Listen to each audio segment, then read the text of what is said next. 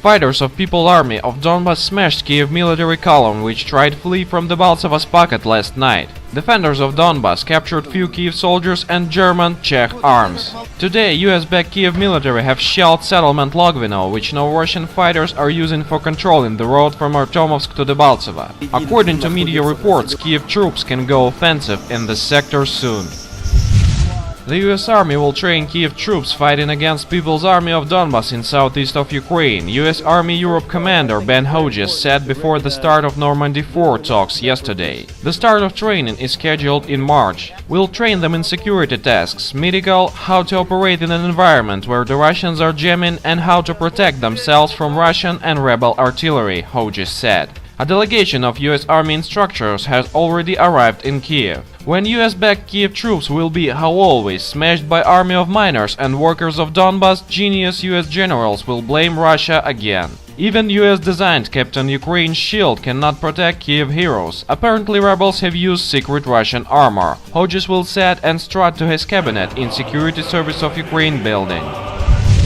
Seems Hodges really believed that Kiev is in war against Russian Federation. Then US Army commander forget the words of former NATO general and military expert Harald Kuyat. If Russia wanted it, it could end the war within 48 hours by sending regular troops into Ukraine. Kuyat said it on German television in the day before Hodges' statement. So whom of officials is lying? We know the answer. US-controlled Kiev government isn't in war against Russia, but it have started war against Russian-speaking population. And Washington strategists have forgotten that 278 million people speak Russian. Can puppet Kiev government win war against 278 million people? We don't think so.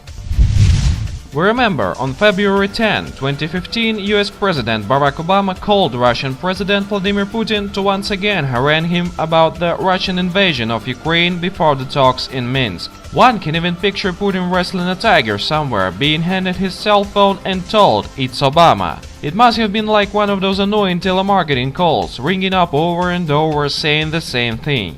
According to the White House readout of the call, Obama called Putin to reiterate America's support for the sovereignty and territorial integrity of Ukraine and to underscore the rising human toll of the fighting and underscore the importance of President Putin seizing the opportunity presented by the ongoing discussions between Russia, France, Germany and Ukraine to reach a peaceful resolution, according to the White House release. Sounds a lot like newspeak language of the George Orwell novel 1984. What is interesting about the above is the obvious. The United States, the one indispensable nation according to Obama, is not at all involved in the potentially breakthrough talks of the European Quartet. Likely, the Europeans have an idea how to solve a European problem without the US demanding obedience or threatening a world war in the Minsk today. We thank our information partners for help with spreading this video news. Subscribe to our channel to receive up-to-date information on the situation in Ukraine and current geopolitical events in Europe.